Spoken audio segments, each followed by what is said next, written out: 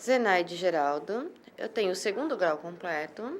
Meu cargo dentro do PMN é auxiliar administrativo. Eu acho assim a política uma coisa muito maravilhosa, a partir do momento que você começa a entender. Então, eu sou meio assim complicada em certos assuntos de esclarecimento, assim, mas a política me ajudou muito, entendeu? Tanto lá dentro, principalmente o fato de estar trabalhando num partido político.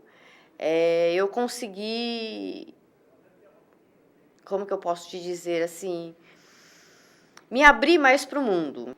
O PMN, para mim, é o Partido da Mobilização Nacional. A mobilização por um país mais justo, mais ético. Então, o PMN, ele passa isso para mim. Os problemas que a mulher enfrenta no meu estado é a saúde, o transporte, a violência, né, também, né?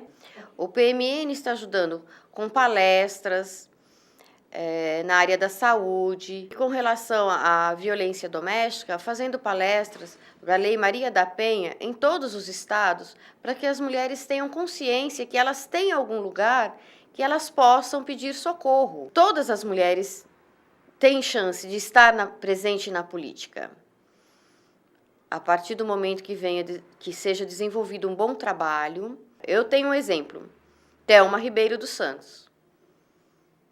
Este é a mulher que é meu exemplo na política, porque ela é uma verdadeira guerreira.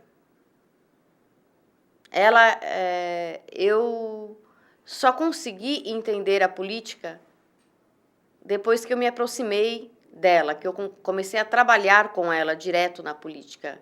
Então, para mim, eu sou fã dela de carteirinha na política. Meu nome é Miriam Massarolo, eu sou advogada, militante, também sou jornalista e sou presidente nacional do PMN Mulher. Eu entrei para a política, para ser bem sincera, um pouco no susto. Eu não era muito favorável, como a maior parte das mulheres, eu encarava a política como algo assim meio sujo, meio corrupto. Então, não me interessava. Era um caderno do jornal que eu costumava jogar fora. Mas, com o tempo, a minha família sendo muito presente nessa área, eu acabei sendo obrigada a ouvir, pelo menos na hora do café da manhã, no almoço e na janta, acabava ouvindo sobre política, fui me interessando e fui descobrindo que não existe nada sem política. Se você não tiver política como fonte, você não consegue resolver nada, nem nesse país, nem no mundo. Eu acredito no PMN. Eu acho que o PMN é um partido que ainda é fiel às suas ideologias. Eu acho que o PMN é um partido que não fecha as portas para as pessoas, permite que as pessoas cresçam, que as pessoas mostrem o seu trabalho. E, justamente por acreditar no PMN, eu não poderia fazer parte de nenhuma outra legenda sem ser essa.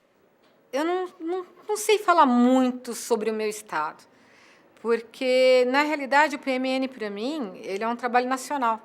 Então, eu tenho que ter uma visão ampla, eu tenho que ter uma visão da nação.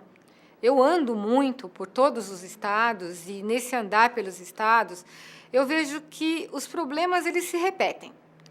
Em número, às vezes, um pouco mais elevado num lugar do que no outro, às vezes, uma situação mais grave num lugar do que no outro, mas as mulheres sofrem violência do norte ao sul no país. As mulheres sofrem discriminação em todos os estados do país. As mulheres ganham mais, ainda que façam a mesma coisa. Desculpa, não é nada disso. As mulheres ganham menos, ainda que façam a mesma coisa em todos os lugares do país. Lógico que existem exceções. Essas despontam. Mas a grande maioria sofre os mesmos problemas. Problemas com o marido, com o filho, com a família. E eu acho que a função de uma política, a função de uma dirigente política, é levar para essas mulheres soluções, ou, pelo menos, trabalhar com elas formas de minimizar esses problemas. Num país tão carente como o Brasil, você falar em políticas femininas, você tem que falar de tudo, de tudo. A gente precisa de tudo. Mas nós acabamos de ter o nosso primeiro encontro nacional. E, nesse encontro nacional, nós levantamos, logo de cara, 3 bandeiras. A primeira bandeira a ser trabalhada é a bandeira da violência contra a mulher. Não só acenando com a lei, mas fazendo com que ela entenda o que essa lei propõe e que ela possa refletir e utilizar ou não essa lei. Ela não pode agir de uma forma impetuosa, num momento de nervoso, por exemplo, mas ela também não pode deixar de agir se não for simplesmente um momento, mas se for uma constante na vida dela, a situação que ela está vivendo. Também é importante que a mulher entenda que a violência não é só uma violência física. Muita gente encara que violência é eu apanhei. Não é isso. A violência ela pode ser emocional, ela pode ser psicológica, ela pode ser 1000 tipos de assédio. E toda mulher tem que estar consciente dessa variação. Porque se ela não estiver consciente dessa variação, ela nunca vai conseguir enxergar se ela está enquadrada dentro desse problema violência feminina, violência contra a mulher, melhor falando, ou não. A segunda grande bandeira que nós estamos levantando é a bandeira do meio ambiente. E daí nós também temos que trabalhar com as mulheres que meio ambiente não é simplesmente você falar de algo verde, não é você defender as árvores, né, ou a água. Isso também é meio ambiente, mas é um meio ambiente natural. Fora isso, nós temos o meio ambiente urbano, o meio ambiente cultural, e nós temos que defender todos eles. Hoje em dia, uma grande bênção é a informação. Você recebe em tempo real informação no Brasil todo, mas essa mesma bênção pode ser um problema se ela trouxer uma coisa chamada um processo de aculturação. Você perde sua cultura de origem para substituir a sua cultura por algo que não é teu. Então, você fica entre dois mundos. Isso é um problema também a ser combatido. De que forma você pode aceitar e agregar o que for de bom sem perder o que é seu de origem? É uma das nossas bandeiras esse ano também. E uma terceira grande bandeira que nós temos, e isso a gente fala como uma bandeira feminina, mas na realidade é da população como um todo, é a bandeira da saúde. Como usar o que nós temos na Constituição garantido como um direito, o direito de todo ser humano, de todo brasileiro, ser atendido na sua saúde. E esse direito ele vem de um dever que é um dever do Estado. Mas não é o que nós vemos. Nós temos dificuldade em sermos atendidos em postos de saúde, nós temos dificuldades em conseguir um remédio gratuito, ou até mesmo de conseguir um remédio que não seja gratuito, mas mais barato. E eu acho que isso tem que ser trabalhado com as nossas mulheres, tem que ser trabalhado nos nossos municípios, porque a saúde é fundamental. Sem a saúde, não vai adiantar a gente falar nem de violência e nem de meio ambiente. Sem a saúde, a gente não vai ter nada. Eu acho que as expectativas para o futuro da mulher na política brasileira são excelentes. Nós começamos em 32, são 80 anos que nós estamos votando. Ainda estamos no processo de luta pelo espaço. Não tem como negar isso. Não adianta a gente virar e falar assim, não temos os nossos espaços. Não, não temos, mas estamos conquistando os nossos espaços. E quando isso acontecer, eu acho que vai ser uma bênção para a população como um todo, porque assim como um olhar de mãe é especial, um olhar feminino na política também vai ser especial. Eu gostaria de fazer um chamamento, né, a nível municipal, a nível estadual, a nível nacional. Mulheres, acordem, acordem e venham compor conosco. Os nossos quadros estão abertos, as nossas portas estão abertas. Nós queremos mulheres que estejam dispostas a debater tudo aquilo que pode ser importante para as próprias mulheres, para os seus filhos, para os seus maridos, para a cidade, para o Estado, para a nação. Nós queremos ocupar esses espaços que estão sendo abertos, mas nós queremos que esses espaços sejam ocupados com racionalidade e com responsabilidade. Então, eu peço a todas as nossas dirigentes, todas as nossas mulheres do PMN Mulher, que tragam outras mulheres e que nós possamos fazer um belo trabalho em função dessa classe, que é ainda uma minoria, ainda que sejamos tecnicamente uma maioria, 51%, nós ainda somos uma minoria. A partir do momento que nós temos que lutar tantos ainda pelos direitos mais básicos. Meu nome é Thelma Ribeiro dos Santos, sou advogada, militante e milito na política por vontade, por gosto, por decisão. A política eu acho que já está no meu sangue. Acho que sempre esteve, muita gente da minha família já participou da política, e era uma coisa que, ainda que eu não buscasse isso, eu acabei entrando na política mais por um desafio. Tem uma história muito particular, é uma história de amor, que se estendeu por tentar realizar um projeto político, onde eu via que as coisas não aconteciam. Homens tentando fazer algo que eu achei que o caminho que eles estavam perseguindo, naquele momento, não era o correto. Estava faltando um trabalho de organização das ideias, né? E você nada constrói se não fizer realmente um projeto. Aquele projeto que você tem um princípio, um meio e um fim, para alcançar o resultado pretendido. E assim foi. Eu tive uma participação já desde o início, mesmo não tendo particularmente atuado na política, mas eu busquei entender o que era preciso ser feito. E participei. Eu fui até candidata a vice-presidente da República durante um certo tempo e achei naquele momento que, se eu me dedicasse àquele momento eleitoral, o trabalho político em si não seria nunca realizado.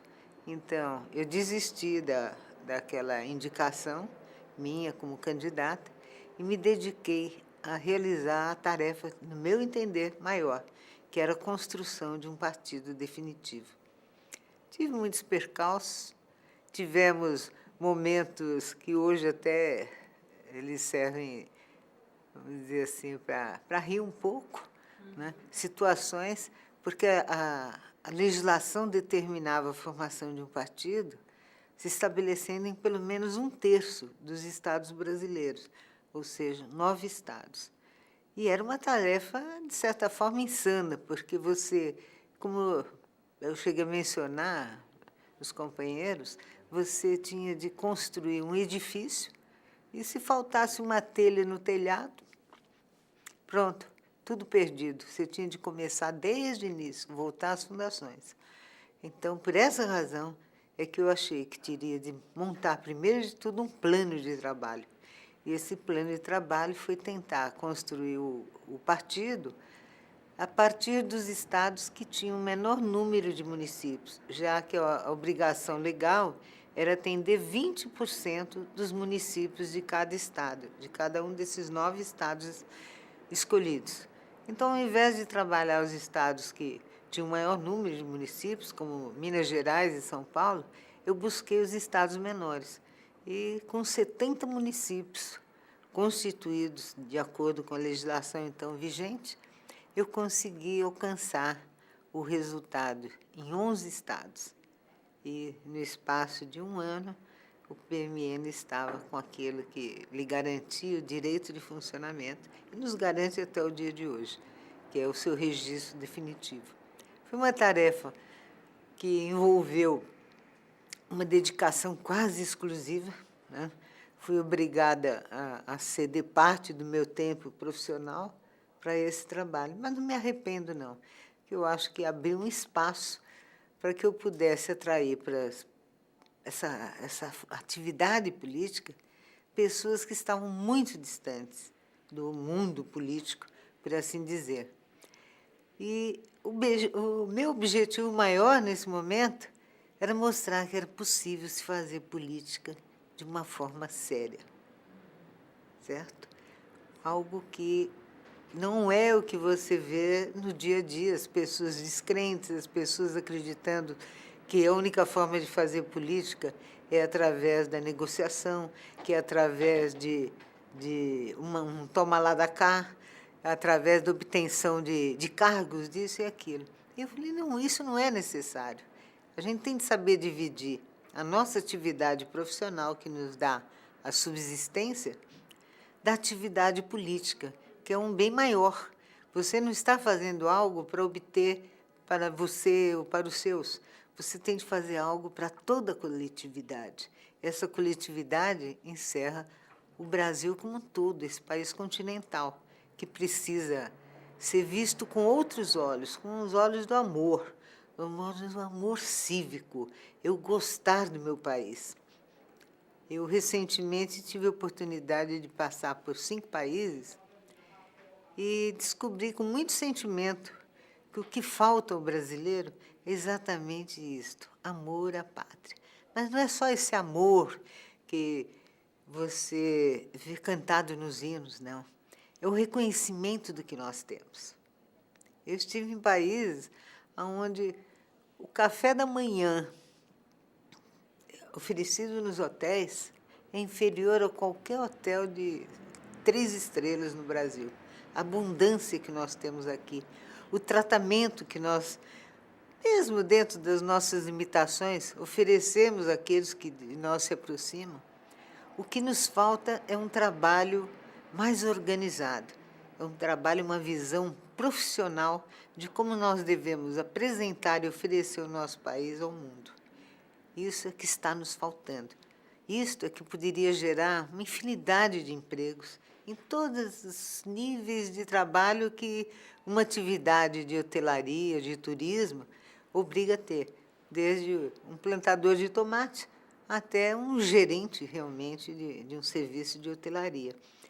O serviço de turismo, a valorização do que nós temos de melhor, os nossos rios, a riqueza das nossas florestas, nossa, o nosso mar, as nossas praias, tanta coisa linda nós temos para oferecer ao mundo, mas nós não estamos sabendo tirar disso o melhor proveito. Tanto os homens quanto as mulheres no Brasil, e as mulheres em maior quantidade, já que são maioria, têm esse profundo complexo de inferioridade. Isso eu reconheço em todo brasileiro. Ele se sente inferior e não sei qual é a razão. Esse aqui, eu acho que é o único país que é realmente miscigenado. Um país onde todas as raças, todas as religiões, todo mundo consegue conviver. Nós somos algo sui generis, mas o brasileiro não tem essa consciência. Provavelmente pelo fato de que olham de dentro para fora. Quando você olha de fora para dentro, você olha esse solo aqui, você fala, está explicado por que o Papa se ajoelhou e beijou. Porque realmente nós somos diferentes. Nós temos uma grandiosidade, não só no nosso território, como também nesse ser humano que existe aqui. Nós não podemos continuar pecando, deixando evoluir esse processo de decadência do ser humano. O brasileiro é um povo muito bom, gente muito fina, muito amável. Só precisa aprender, primeiro, a não aceitar mais a impunidade, a se indignar com todos os atos de corrupção que ocorrem à solta por aí e tomar consciência dos seus direitos. Quando o brasileiro aprender a agir assim, a se respeitar, eu tenho certeza que isso aqui tudo vai mudar. As bandeiras que nós temos de desenvolver é despertar nas mulheres, que a mulher ela é, vamos dizer, mais persistente, ela encara com muito mais resistência os azares da vida, as dificuldades. Eu sempre digo que as mulheres são grandes administradoras porque elas conseguem administrar um salário mínimo que o marido ganha, né? E fazer isso durar 30 dias. Então, eu acho que as mulheres, no momento em que elas passarem a olhar a política de uma forma, não como algo para ser afastado, mas algo para você dominar, para você realmente assumir no seu dia a dia, no momento em que as mulheres, como grande maioria, passarem a agir dessa forma, eu acho que nós vamos conseguir dar uma outra feição à nossa pátria. Eu não tenho dúvida quanto a isso. porque eu acho que as mulheres, quando querem, elas vão à luta e elas vão em busca daquilo que elas sabem que é o melhor para si. Eu espero que a grande maioria tenha a mesma garra que eu acho que todo mundo diz que eu tenho, né? De não ter medo de encarar o desconhecido, de não ter medo nem vergonha daquilo que não sabe, porque você só não sabe as coisas até o momento que você passa a adquirir o conhecimento a respeito dela. Esse é um momento divisor de águas, né? Eu posso não saber como fazer alguma coisa, a partir do momento em que eu tenho vontade, quero e me dedico, eu vou aprender e pronto, acabou o desconhecimento. Aquilo passa a fazer parte da minha vida, eu posso partir para outras coisas. Eu acho que é isso que as mulheres, basicamente, precisam fazer no Brasil. Elas precisam passar a se interessar por aquelas coisas que não fazem parte, aparentemente, do seu dia a dia. Aquilo que elas acreditam que não lhes afeta, quando, na verdade, afeta sim, afeta em tudo. Desde conhecer como é que se calcula um imposto, né, que está embutido em cada coisa que nos cerca, que nós adquirimos, e tentar saber para onde vai este dinheiro, o que é feito com ele. Será? O que é um orçamento? A mulher tem de saber o quanto é que se arrecada neste país e o quanto se distribui dessa arrecadação realmente para aquilo que nós chamamos bem do povo. As mulheres têm de se interessar por isso, porque quando elas se interessarem, elas vão vão deixar de ignorar as coisas ruins que acontecem na nossa pátria. Ao contrário, elas vão tomar para si a defesa do que deve ser feito de forma correta e justa.